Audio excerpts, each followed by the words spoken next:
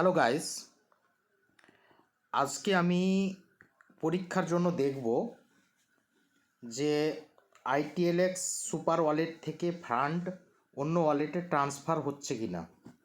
তো আমার কাছে দেখেন প্রায় $26 মতো ফান্ড রয়েছে। এখান থেকে আমি কিছু ফান্ড ট্রান্সফার করব।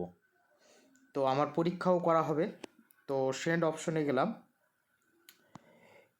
এবার আমি বিএনবি চেনে গেলাম। তো আমার কাছে প্রায় $9 আশেপাশে বিএনবি রয়েছে। এখান থেকে আমি কিছু ফান্ড ট্রান্সফার করব। তো আমি MEXC এক্সচেঞ্জে চলে গেলাম। এখান থেকে ডিপোজিট অপশনে যাচ্ছি। এখানে বিএনবি সিলেক্ট করলাম। হ্যাঁ, বিএনবি স্মার্ট চেন সিলেক্ট করলাম আমি। এখান থেকে অ্যাড্রেস কপি করলাম। কপি করার পর আমি চলে যাচ্ছি এই পোর্শনে। আমি এখানে ফান্ড ট্রান্সফার করব 0.01 বিএনবি। আমার গ্যাস ফি লাগবে $0.0018, মানে প্রায় 1 সেন্টের 10 ভাগের 1 ভাগ।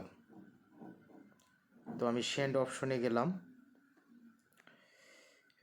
এখানে এস্টিমেটেড টাইম বলছে ইমিডিয়েটলি, দেখা যাক।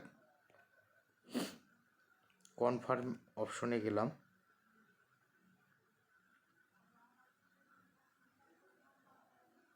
হ্যাঁ, প্রসেসিং হয়ে গেল বা আমার এক্সিকিউট হয়ে গেল।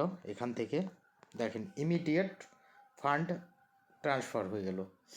এবার আমি এখানে দেখব রিসিভ অপশনে এসছে কিনা।